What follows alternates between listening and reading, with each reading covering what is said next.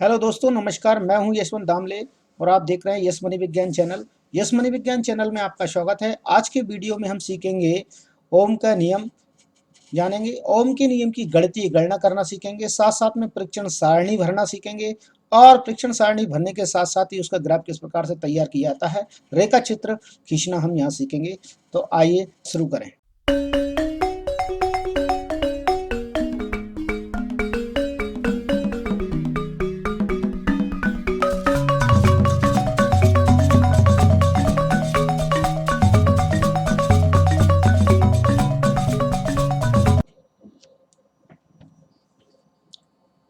आज हम देखेंगे ओम का नियम 12.4। ओम का नियम क्या है इसे समझेंगे और साथ साथ में इसमें गणना कैसे की जाती है और इसकी सारणी को कैसे फिल करते हैं ये हम देखेंगे। चलिए शुरू करते हैं ओम के नियम को।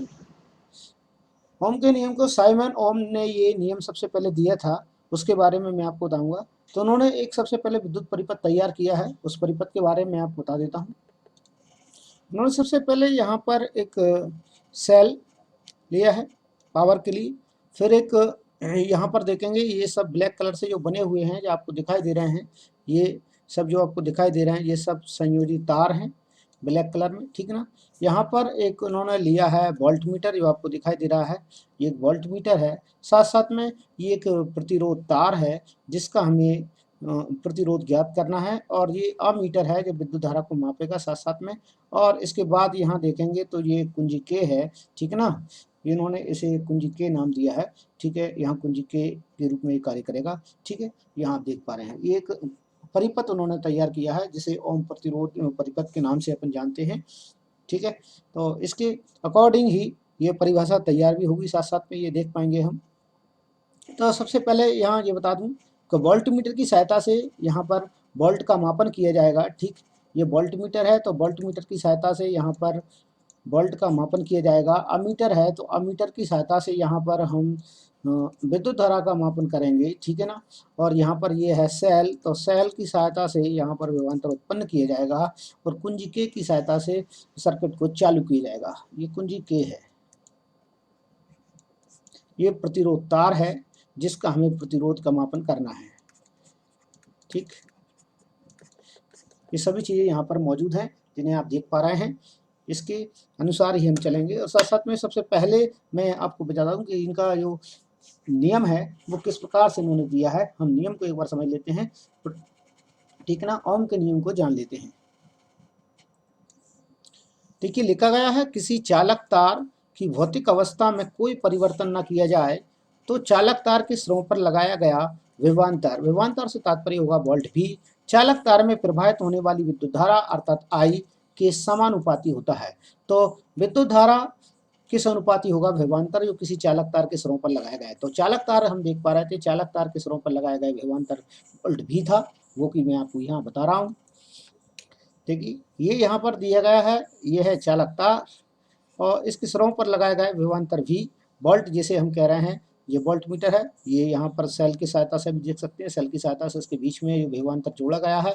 ये बिंदु ए है इसका और ये बिंदु इसका बी है, इसके सिरों पर ये वोल्ट सेल काम कर रहा है, तो यहाँ की सहायता से इसमें विभवांतर ऐड किया गया है और वोल्ट मीटर रखा गया है विभवांतर को मापने के लिए, वोल्ट को मापने के लिए, ठीक है। आइए शुरू करते हैं, नियम के अनुसार ही हम चल रहे हैं।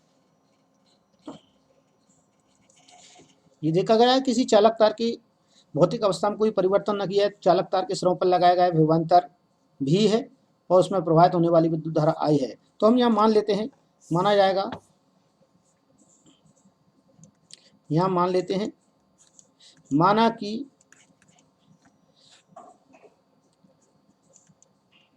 जो चालक तार है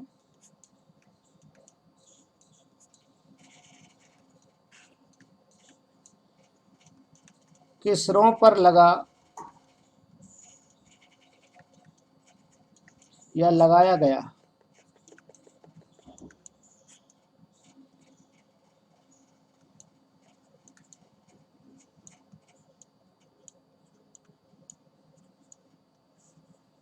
विभवांतर भी है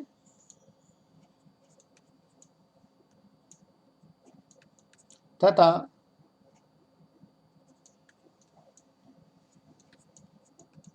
उसमें बहने वाली धारा, उसमें मतलब चालक तार में, उसमें मीन्स चालक तार में बहने वाली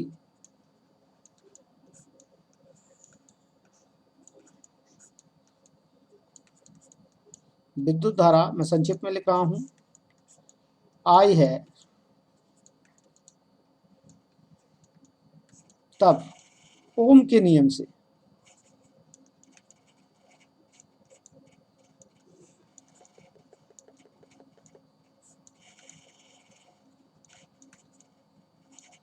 ओम का नियम कहता है तब उसकी सिरों पर लगाया गया विभवांतर भी विद्युत धारा आई के समानुपाती हो जाता है, तो V समानुपाती हो जाएगा आई के, तो V समानुपाती आई है।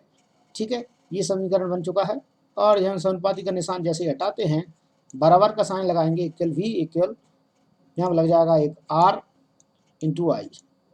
तो यहाँ पर R क्या है, R यहाँ समानुपातिक स्थिरांक के रूप में है, और वास्तव में समानुपातिक स्थिरांक के रूप में है, लेकिन इसे बोला जाता है प्रतिरोध। R बराबर बोला जाता है चालक तार का प्रतिरोध, ये कहलाएगा चालक तार का प्रतिरोध। ये चालक तार का प्रतिरोध है।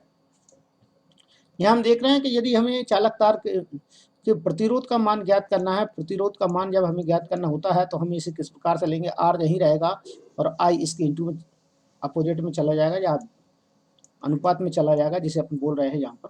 और इस प्रकार से R बराबर V बटे आई हो जाएगा, और ये एक नया समीकरण हमारे सामने निकल कर आएगा।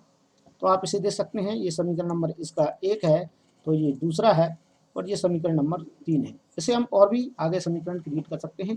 यदि हमने ये R का मान ज्ञात करने के लिए समीकरण बनाया है, इसी प्रकार से हम R के बाद V का मान ज्ञात करने के लिए बनाएंगे। ठीक है, इसी प्रकार से आप देखते रहें। ठीक है,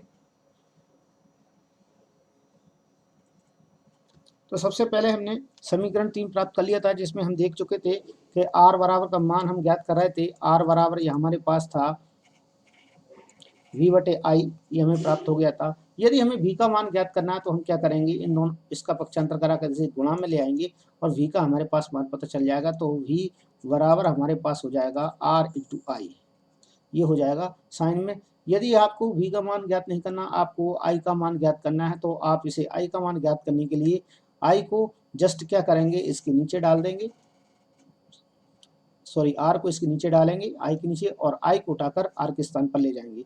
तब यहाँ पर ये बन जाएगा I बराबर V बटे R। ये नए समीकरण बनेंगे, आप देख पा रहे होंगे। तो इस प्रकार से इनकी सहायता से हम I का मान भी फाइंड कर सकते हैं, और इसकी सहायता से हम V का मान भी फाइंड आउट कर सकते हैं। ये दोनों ही समीकरण, ये समीकरण नंबर 3 था, तो ये मान लीजिए समीकरण नंबर 4 है, और इनकी सहायता से हम महत्वपूर्ण क्वेश्चन के आंसर खोज सकते हैं। ठीक है ना, महत्वपूर्ण क्वेश्चन के आंसर खोजने से तात्पर्य है, यदि कोई आपको प्रश्न दे दिया जाए तो आप उनके उत्तर कैसे खोजोगे, इनके बारे में भी हम आपको आगे बताएंगे। जैसे वोल्ट का मान ज्ञात करना है, उसने आपको प्रतिरोध का मान दे दिया, आई का मान दे दिया है, तो आप किस प्रकार से इनके मान प्राप्त कर पाएंगे। ठीक ना, यहाँ मैं आपको एक बात बताना चाहूँगा। ठीक, ये वोल्ट है, विभवांतर है, उसे वोल्ट में मापा जाता है। आप ध्यान रखें, जो भी आंसर आएगा उसके पीछे वोल्ट लिख दिया जाएगा, या भी लिख देंगे आप, या फिर आप उसमें भी लिख देंगे पीछे, वोल्ट में आंसर हो जाएगा। आर का मान जो होता है, आर का मान होता है ओम में मापा जाता है। ठीक है, ओम में इसे मापते हैं। ओम का साइन आपके सामने ये है, या तो ओम का साइन बना होगा या ओम लिखा होगा। ठीक है ना, और साथ साथ में अब बचा आई का आप जानते ही हैं विद्युत धारा है। विद्युत धारा को एम्पियर में मापा जाता है। एम्पियर में आपको हो सकता है एम्पियर पीछे लिख दिया जाए, या फिर ए पीछे लिख दें, तो भी वह एम्पियर ही माना जाएगा। ये आप नोटिस कर लें। ठीक है, इनके साथ ही काम चलेगा।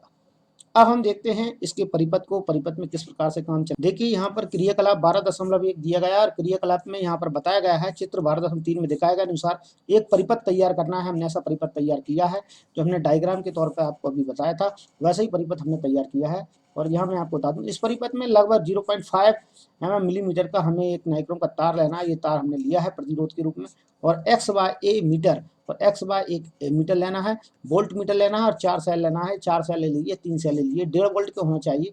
Nichrome, nickel, chromium, manganese, iron सबकी मिश्र धातु एक तार हो सकता है, ठीक ना। अब आप इसे आगे की ओर देखेंगे, यहाँ देख पाएंगे आप, सबसे पहले परिपथ में विद्युत धारा के स्रोत के रूप में केवल एक सेल का उपयोग करना है हमें।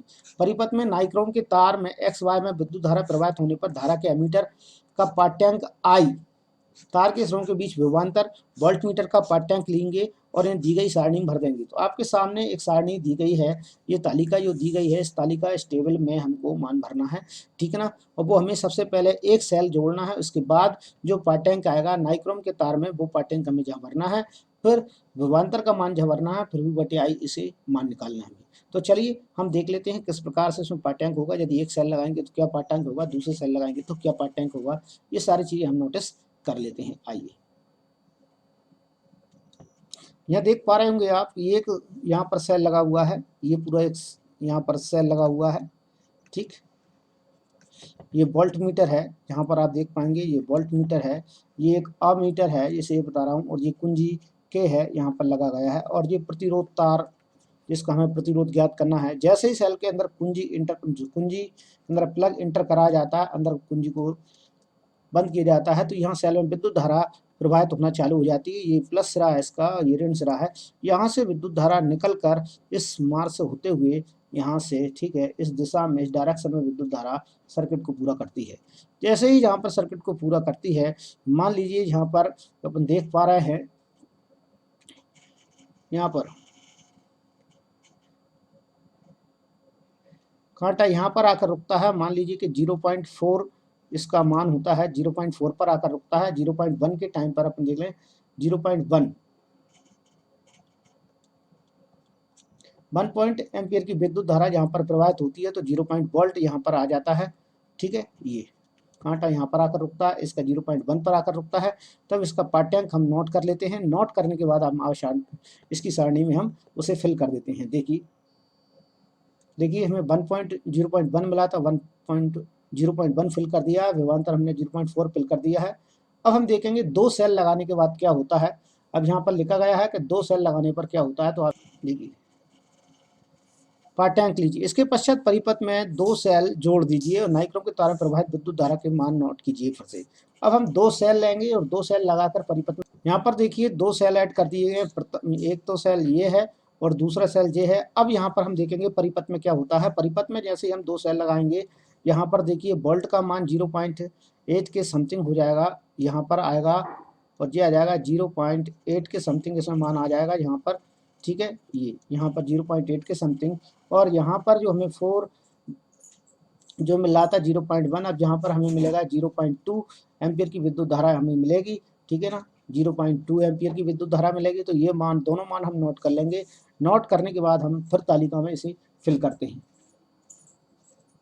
कुंजी को हमें इंटर यहाँ पर बंद करना पड़ेगा, तभी परिपथ में विद्युत धारा प्रवाहित होगी। जी आप ध्यान रखेंगे, कुंजी का प्लग नहीं लगाएंगे तब तक विद्युत धारा प्रवाहित नहीं होगी, और जब तक विद्युत धारा प्रवाहित नहीं होगी ये कांटे आगे नहीं खिसकेंगे। ना तो वोल्ट मीटर संकेत देगा, ना ये देगा। तो वोल्ट का मान 0.8 आया है, 0.2 एम्पियर की विद्युत धारा यहाँ पर है। हम इसे लेकर सारणी में फिल कर देते हैं। चलिए यहाँ देखिए 0.2 मैंने लिख दिया है, इधर 0.2 लिख दिया, और यहाँ पर लिख दिया है 0.8 मैंने लिख दिया है। ये प्रथम सेल के लिए था और ये द्वितीय सेल के लिए था। अब इसी प्रकार से हम आगे पढ़ लेते हैं। यहाँ लिखा गया है, उपरोक्त चरणों को पहले 3 सेल में फिर 4 सेल में दोहराना। तो पहले 3 सेल में हम दोहराएंगे सर, 3 सेल में देख लेते हैं 3 सेल पर क्या होता है। जैसे ही आप 3 सेल वाले उपकरण को चालू करेंगे, इसमें 3 सेल ऐड करेंगे। यहाँ लिखा गया है, देखिए यहाँ पर लिखा 1 और देन 2 और देन 3 सेल आप यहाँ यूज कर रहे हैं। जो प्रतिरोध है, यहाँ पर मान आप देखेंगे तो क्या होगा, और यहाँ मान देखेंगे तो क्या होगा।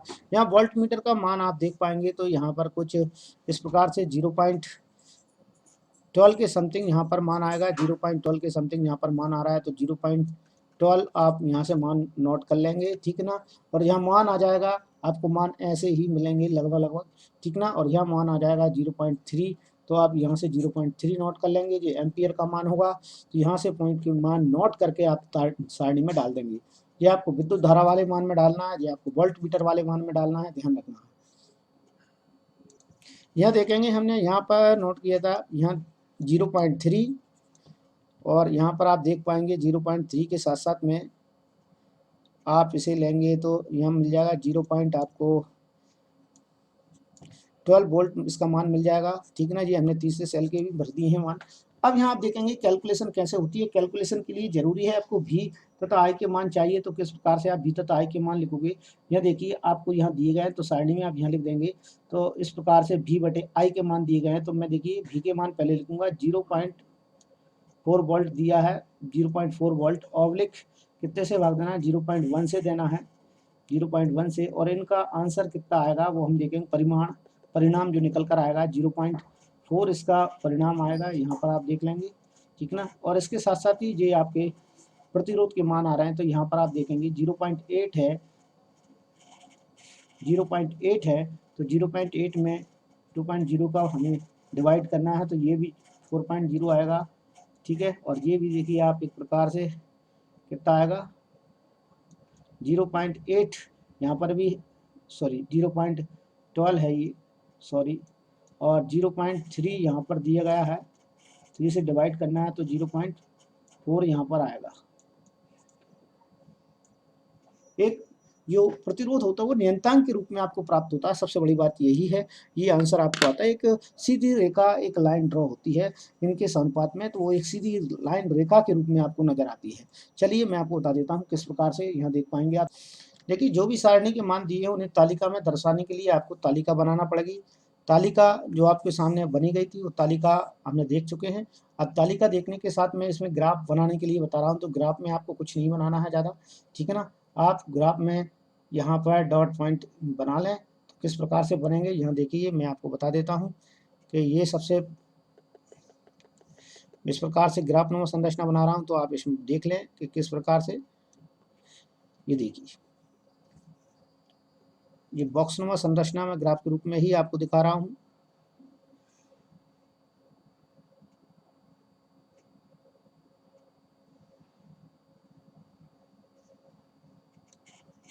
और यह तीसरा भी लूंगा मैं इसी में से।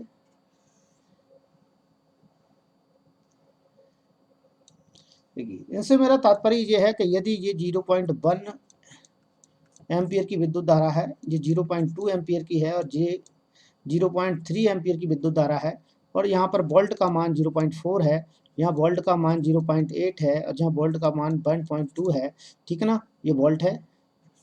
इस बढ़ते हुए क्रम में आपको बताना है। ये विद्युत धारा आई है, और यहाँ पर शून्य लिखना है। अब इसके बाद आप ये यहाँ पर पॉइंट्स बने हैं, इन पॉइंट्सों को मिला दीजिए। मिलाने के पश्चात आपको एक सीधी रेखा मिलेगी। ये यहाँ से आप सीधी रेखा ड्रॉ करेंगे, ये सीधी रेखा मिलेगी आपको।